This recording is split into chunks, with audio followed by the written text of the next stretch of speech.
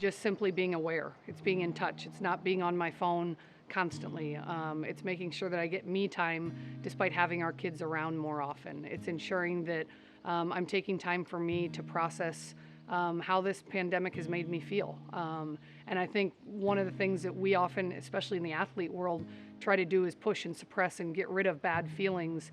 And so I've really tried to take stock into how do I feel in certain days and moments and accept those realities, try to make myself better if I need to, but also recognize grief and trauma and loss and some of the more challenging pieces that certainly haven't been fun to deal with over the last 6 months.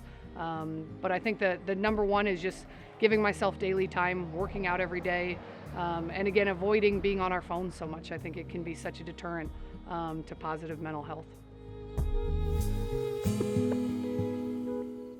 It's okay.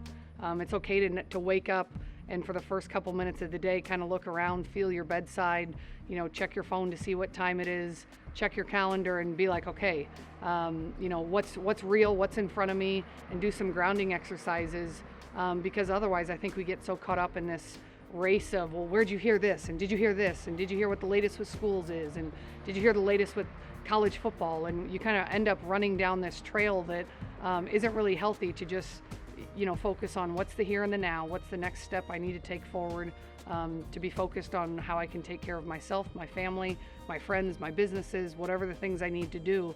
But I think what's caused so much angst in so many people is simply the unknown. And we don't know the known of school. We don't know the known of the future of sports, which has been such a obvious kind of foundational elements of our American culture. And so I think just trying to stay as grounded as possible, focus on what's next, and take one step forward to address the things that you can control.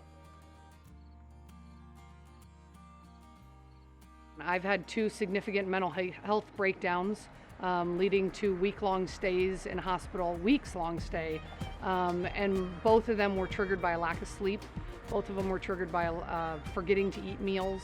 Both of them were triggered by I get so busy and I put so many things on my plate and I try to be superwoman for everyone else that I forget to be that person for me. So if you're skipping meals, if you're skipping workouts, if you're skipping a coffee date with a friend, if you're pushing aside time with family, I think those are definite ones. But I also just think the reality of you don't have to have a mental illness to go talk to a mental health professional. You don't have to be diagnosed schizophrenic or bipolar or depressed to simply go sit down and talk to someone who in the end is going to make you feel better. So I highly encourage everyone in my circle and everyone in certainly the circle here to address anything that makes you feel uncomfortable. Go get the help, accept it, welcome it, and I can promise you'll feel better in the long run.